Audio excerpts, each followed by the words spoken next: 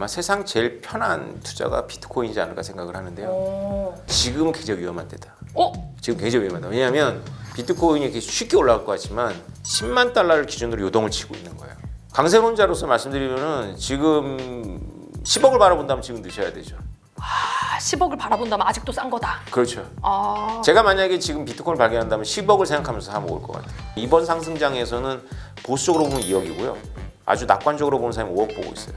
비트코인이 아직도 믿음직스럽지 않다면 기다려보세요. 준비하고. 그래서 어느 가격까지 가다가 뚝 떨어질 거예요. 그러면 그때 과감하게 들어가세요. 가격 보지 마시고. 왜냐하면 뚝 떨어지면 바로 회복해요.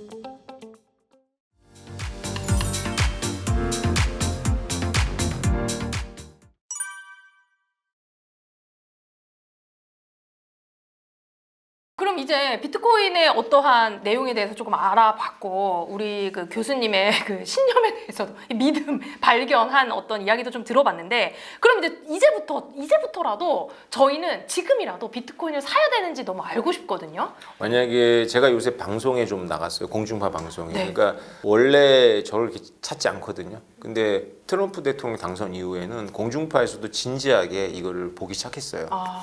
그러면서 이제 저한테 듣는 말은 뻔하거든요. 저는 무조건 비트코인 강세론자예요. 그러니까 저는 이제 멈춰 있는 시계라고 보시면 돼요. 그래서 하루 2번 맞아요. 제자리에 있으니까. 네. 그러니까 10년 전부터 계속 멈춰 있었는데 세상이 바뀌어가지고 갑자기 날 많이 찾는 이런 상황이 되죠. 그렇죠.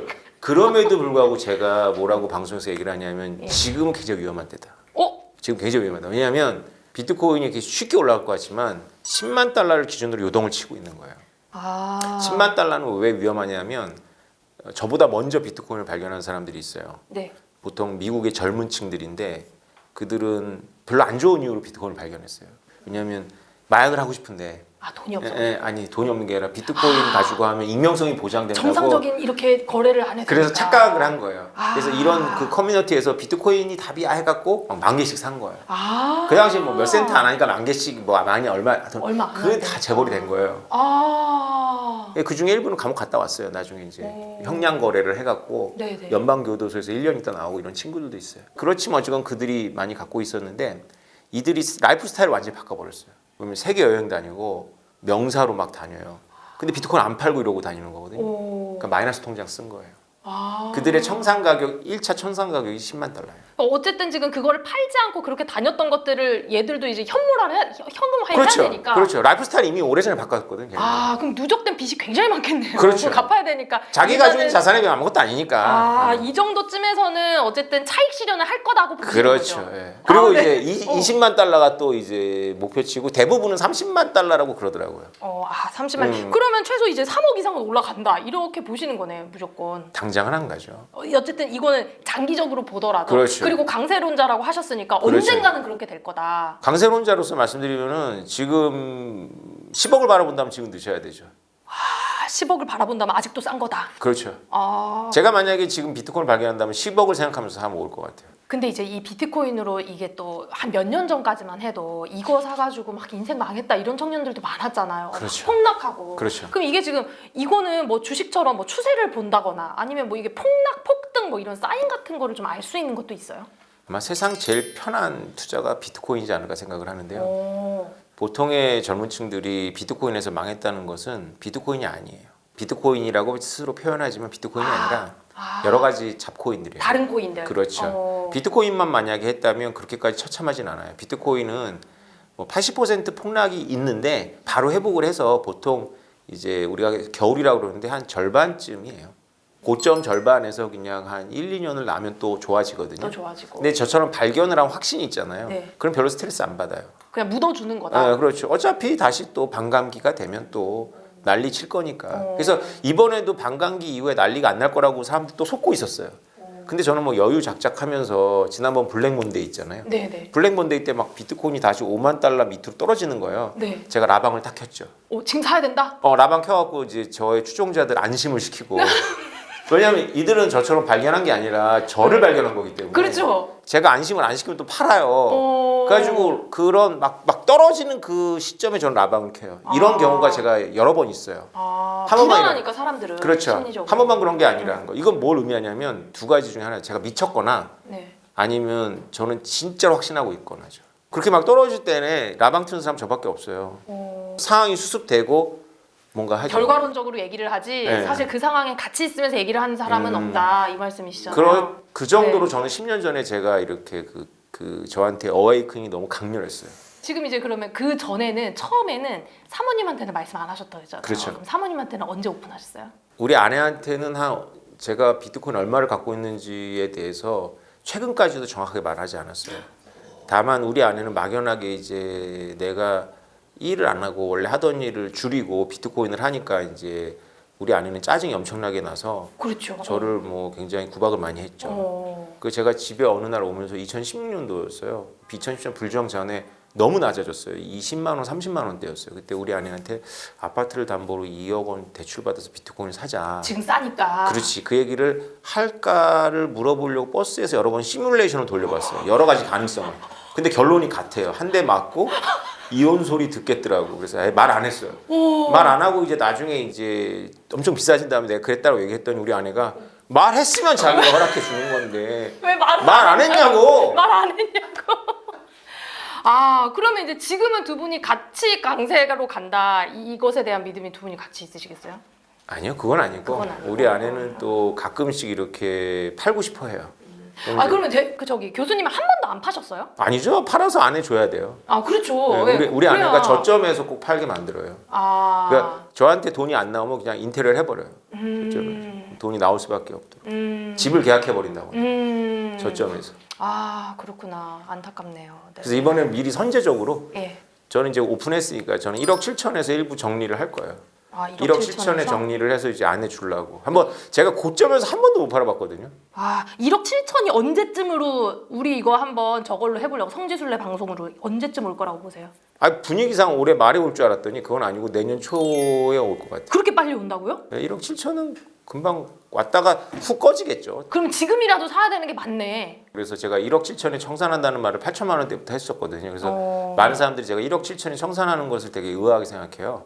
왜냐하면 본인들이 생각에는 2억 5천만 원도 갈 것 같은데 저도 그렇게 생각해요. 2억 5천만 원 갈 것 같은데 제가 한 번도 고점을 제 기준에서 도달하기 직전에 꺼지서 결국 저점에서 팔아야 되기 때문에 이번에는 1억 7천에서 팔고 2억 5천 되는 거 이렇게 박수 쳐주려고. 아까 말씀하셨다시피 어쨌든 슈퍼리치들이 비트코인을 전부 다 자기의 자산으로 많이 보유를 하고 있잖아요. 이게 뭐 여러 가지 이유가 있겠지만 뭐 진짜로 세계적인 어떤 혼란이 있을 때 살아남는 유일한 자산이기 때문에 뭐 그렇다고도 하는데 이때 이제 세계 각국의 자산가들이 자산을 보유하거나 이동수단으로 비트코인을 사용한다는 거는 도대체 어떤 의미가 있는 걸까요? 이게 되게 재밌는 포인트입니다. 지금 올해 2024년도 1월에 파이낸셜 타임즈에서 어떤 보도가 있었냐면 영국에서 소송이 끝나서 영국 정부가 6만 1,000개 비트코인을 가지게 되었다라는 뉴스가 있었어요. 6만 1,000개의 6만 1,000개. 비트코인을 영국 정부가 가지된 경위는 지안원이라는 중국인으로부터 뺏은 거예요. 아 중국인한테요? 예, 이게 언제 일어난 일이냐면 2016년도, 17년도에 일어난 일이에요. 2016년도, 17년도에 우리나라 사람들 대부분이 비트코인이라는 존재 자체를 모를 때 네. 중국의 굉장한 부호가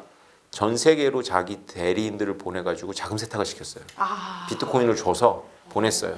그래서 이 사람은 영국에서 6만 1,000개를 파운드로 바꾸다 걸린 거예요.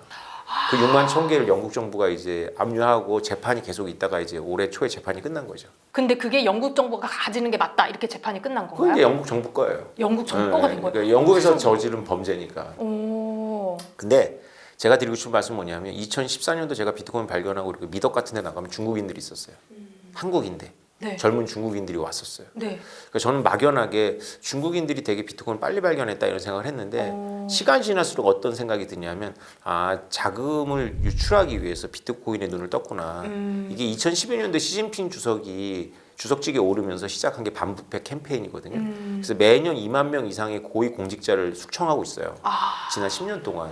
많을 때는 막 5만 명도 숙청합니다. 중국 진짜 큰 나라예요. 그렇죠? 그렇죠. 그래도 네. 공무원이 남아 있는 것 같아요. 맞아요. 그러니까 그들이 그걸 느낀 거예요. 그래가지고 비트코인을 믿어서라기보다 비트코인도 일부 가지고 있어야지 유출이 된다라고 생각을 하니까 그렇게 했다라고 생각을 했는데 이 지안원 영국 정부한테 이렇게 된 걸 봤을 때 이 네. 사람은 물주가 아니야. 이 사람은 에이전시고 물주는 따로 있어요. 중국에 살고 있고. 그렇겠죠. 직접 자기가 들고 다니지 그렇지. 않겠지. 그게 어마어마한 부를 갖고 있는 거예요. 이들이 이제 비트코인에 눈을 떴어요. 올해 여름에 갑자기 저희 사무실에 김승호 회장님 찾아오셨어요. 그 도시락 알죠. 예. 돈의 미래. 예. 돈의 속성. 돈의 속성. 네. 도시락 파는 김밥 파는 사장님. 그분이 비트코인을 제 영상을 통해서 발견하고 제 책을 읽고 발견해서 저랑 만나고 싶어서 우리 저희 회관에 오셔가지고 저랑 같이 영상도 찍으셨어요. 그분이 웬만하면 타 유튜브에 안 나오시는 분인데 네. 저한테 너무 고맙다고 하면서 이제 영상을 찍었는데 그날 본인이 비트코인 100개를 갖고 있고 자기가 가지고 있는 유동자산이 0.5%라서 본인의 유동자산이 얼마인지 다 노출해 버렸고 지금 여기서 노출하셔도 되나요? 아니 뭐 제 영상이 있으니까 네네. 그리고 앞으로 더 모아갈 거다 이런 얘기를 했어요. 계속 모아갈 그런 분들이 뭐 자기 자산이 10배, 20배 되는 거 관심 없어요. 진짜 관심은 따로 있어요. 글로벌하게 자기 자산이 흩어져 있으니까 비트코인은 슈퍼리치 입장에서는 부동산하고 대척점에 있는 자산이에요. 부동산은 로컬에 국한되어 있고 움직일 수 움직일 않잖아요. 수가 없고. 네. 비트코인은 세계 보편이고 움직일 수 있잖아요. 그래서 슈퍼리치 입장에서 이 두 개를 다 가져가는 게 굉장히 완벽한 그런 포트폴리오가 되는 거죠. 그리고 부동산보다 좋은 점은 어쨌든 거래가 굉장히 수월하게 잘 되잖아요. 그렇죠. 이것도 엄청난 장점인 것 같아요. 그렇죠. 그러니까 부동산을 갖고는 흑자도산이 돼요. 왜냐면 못 팔면. 맞아요. 근데 비트코인 갖고 흑자도산은 불가능하죠. 언제나 유동화가 되니까.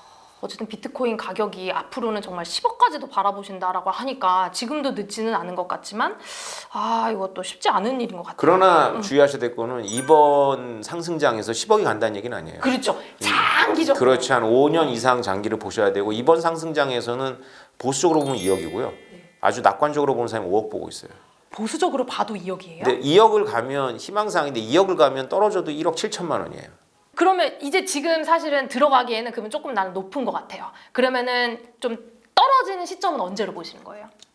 올랐다 떨어져요. 올랐다 떨어진다. 그럼 내년 초에 오르고 그 이후로 좀 떨어지는 추이를 봐서 그렇죠. 하시는 네. 것도 좋다. 투자를 하시는 그러니까 것도 만약에 좋다.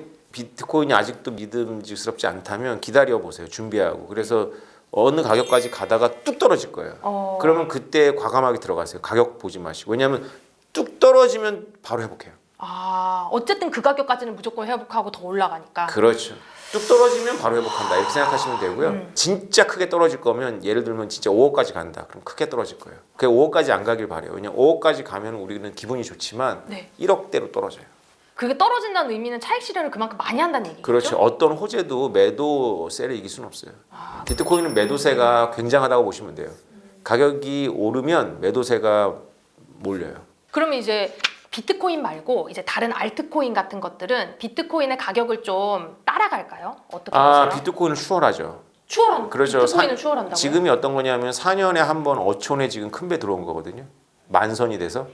그래서 지금 어촌이 화랑이에요. 네네. 배가 들어왔는데 주요 어류만 있는 게 아니잖아요. 낚다 보면 이상한 것들 많잖아요. 네, 같이 이제 그래서 그런 애들도 시장이 막 형성이 되는 거죠. 걔네들은 양이 적고 종목이 많다 보니까 개별 종목 입장에서 보면 가격이 막 널뛰죠. 그러면 비트코인이 앞으로 계속 조금 이제 상승해 가는 자산인 것처럼 다른 코인들도 어쨌든 추세는 좀 계속 따라갈 것 같다. 그게 이제 비트코인 빼놓고 다른 잡주들의 한계예요. 리플이 지금 우리나라 돈으로다가 지금 4,000원 막 이렇게 육박할 거예요. 근데 이게 전 고점 대비 아직도 못 갔고요. 네. 지금 4년 걸린 것 같아요. 회복하는 4년이 아니라 7년이라고 그러던데 하여튼 비트코인은 매번 4년마다 전고점을 돌파했는데 비트코인을 유일하게 거의 따라서 전고점 돌파하는 게 이더리움이고요. 나머지 코인들은 아무리 유망한 애들도 전고점 돌파는 아직 멀었어요. 오래 기다려야 돼요. 오래 기다려야 돼요. 꾸준히 상승한다는 일반론이 잘 안 먹혀요. 비트코인은 꾸준히 상승해요. 이더리움도 꾸준히 상승하고 있어요. 아니 그러면은 그냥 비트코인하고 이더리움만 계속하면 될 텐데 다른 사람들은 왜 다른 거 왜 하는 거예요 그러면? 그건 이렇습니다. 심리적으로 비트코인을 100만 원치 사면 0.00000 이렇게 돼요. 네. 기분이 안 좋아요. 그래서? 근데 다른 거 알트를 100만 원치 사면 막 수만 개가 생겨요. 기분이 좋아요. 이거 기분에 따라 투자하면 안 되는데. 예, 그래서 의사가 이렇게 딱 처방해 줬는데 병원 갔더니 약 하나를 딱 줘요. 기분이 안 좋은 거야. 근데 처방인데 막 약을 막 한 봉다리 주는 거야. 영양제 20개 막 막 이렇게 기분 좋은 거죠. 그런 기분 차이. 약은 양이 중요한 게 아니라 효능이 중요한데 맞습니다. 사람들은 정말로 이걸 봐요. 지금 또 이제 미국 시장에서는 비트코인이나 아니면 또 코인을 베이스로 하는 ETF도 존재한다 그러더라고요. 그렇죠. 이게 이제 실물 현물 ETF로 하는 게 어떤 의미가 있을까요? 그렇죠. 승인 굉장한 받는 게? 의미가 있죠. 김승호 회장 얘기를 다시 드리면 그분이 비트코인에 대한 관심을 아들 때문에 갖고 있어서 몇 년 전부터 그래서 타이밍을 노리고 있었는데 이분이 미국에서 비트코인 ETF가 승인되면서 사겠다라고 타이밍을 노리고 있었어요. 왜냐하면 본인도 나이가 있으시니까 비트코인 현물을 직접 보관하는 것을 부담스러워하셔요. 그러니까 보통 돈이 많으신 분들 나이도 많거든요. 그렇죠. 제가 이렇게 만나보니까 나이가 많으시더라고요. 그래서 비트코인에 대한 개념을 아무리 설명해줘도 본인 스스로 비트코인을 관리하는 걸 되게 부담스러워요. ETF라는 건 뭐냐면 금융기업들이 여러 베이클을 만들어서 비트코인을 보유하고 그 보유량을 쪼개갖고 전자적으로 쪼개서 그걸 주식처럼 거래하는 거거든요. 그렇죠. 예. 그러니까 내가 그 비트코인을 직접 보관하거나 관리할 그런 부담이 없는 거죠. 그냥 주식 거래하듯이 ETF만 그렇죠. 관리하면 되니까. 그렇죠. 그래서 의미가 있어요. 그래서 기관 자금이 들어오고 있는 거예요. 그러면 저희는 그렇게 ETF를 하는 게 좋을까요? 직접 비트코인 사토시를 사는 게 좋을까요? 비트코인을 직접 사는 게 제일 베스트예요. 제일 베스트. 수수료가 중간에 떨어지니까? 아니요. 비트코인의 진짜 의도는, 진짜 존재감은 내가 점유한다는 데 있어요. 내가 자동차가 사람들은 점유물이라고 생각하지만 자동차는 등기물이에요. 등기물. 점유물이 아니고. 진짜로 내가 점유한다는 건 내가 가지고 있다는 걸 남들한테 숨길 수 있는 게 점유물이거든요. 아, 그런가요? 그렇죠. 뭔가 내가 가지고 있는 거 드러내는 게 점유 아닌가요? 물론 건물 내 거야. 점유해가지고 명품 같은 거를 드러내는 게 목적이기도 하죠. 근데 네. 진정한 점유 자산의 힘은 가지고 있다라는 것 자체를 숨길 수 있기 때문이에요. 그 의미가 있어요. 등기는 숨길 수가 없잖아요. 그렇죠. 남한테는 숨기지만 적어도 사법부나 국가한테는 못 숨기니까 맨날 등기부 떼보면 다 나오니까. 그렇죠. 네. 근데 점유물로다가 30억 있다고 생각해 보세요. 자, 우리 그러면 끝으로 돈어리 우리 투자 어린이분들, 저처럼 정말 이 정도로 모르시는 분들은 없겠지만 제가 오늘 질문이 정말 하찮지는 않았을까 너무 마음에 걱정이 되는데 이렇게 비트코인하고 코인 투자를 시작한 분들에게 교수님께서 조언 좀 부탁드릴게요. 비트코인은 없어질 현상은 아닙니다.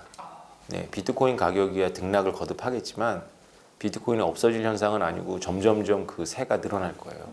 왜냐하면 다른 나라도 아니고 미국의 대통령이 비트코인에 대해서 새로운 관점을 가지고 주장하고 있어요. 비트코인이나 암호화폐 이쪽 생태계가 투자자 보호도 중요하지만 신규 산업이라는 차원에서 미국이 접근하겠다는 거거든요. 내년에 2025년도에 놀라운 일들이 펼쳐질 거예요. 그래서 2025년 전에 준비하는 것도 나쁘진 않아요. 근데 스트레스는 굉장히 많이 받으실 거예요. 안 보고 있어야죠, 뭐 그냥. 그렇죠. 이 미래를 보고. 그렇죠. 5년 정도 기다리신다면 5년 정도 기다릴 수 있는 돈이라면 지금 당장 해도 비트코인만. 비트코인 다른 거 말고. 그러니까 투자자 보호가 아니라 신규 산업으로 보겠다는 얘기는 비트코인으로 돈을 작정하고 벌어보겠다 이런 의미로 생각되는데요. 여러 의미가 있는데요. 비트코인 관련해 가지고 미국의 기업들이 뭔가 하도록 해줄 거고요. 그다음에 비트코인이 미국에 모일 수 있도록 우호적인 환경을 만들어 줄 거예요. 공식화 시켜버리겠다. 그렇죠. 오픈해가지고. 자, 오늘 개인적으로 정말 궁금했던 내용인데 가상자산이라는 새로운 세계에 대해서 공부가 돼서 진짜 좀 재밌고 좋았던 것 같습니다. 저희 돈어리 채널에는 좀 많은 전문가분들이 나와가지고 안전한 투자도 얘기하시고 또 노후 대비로 또 ETF 차곡차곡 모으자 뭐 이렇게 저희가 이제 많이 이야기도 했었는데 오늘의 내용이 좀 낯설게 느껴지시는 구독자분들도 있으실 것 같거든요. 그래도 전 세계가 심지어 지금 미국 대통령이 적극적으로 사들이겠다고 하는 판국에 저희도 좀 알아야 되지 않나, 투자 공부로서 좀 해봐야 되지 않나 이런 생각이 좀 듭니다. 오늘 오태민 교수님 말씀 너무 감사드리고요. 다음 시간에 또 와주시면 너무 감사드리겠습니다. 네, 여러분 또 유익한 정보로 찾아오겠습니다. 감사합니다.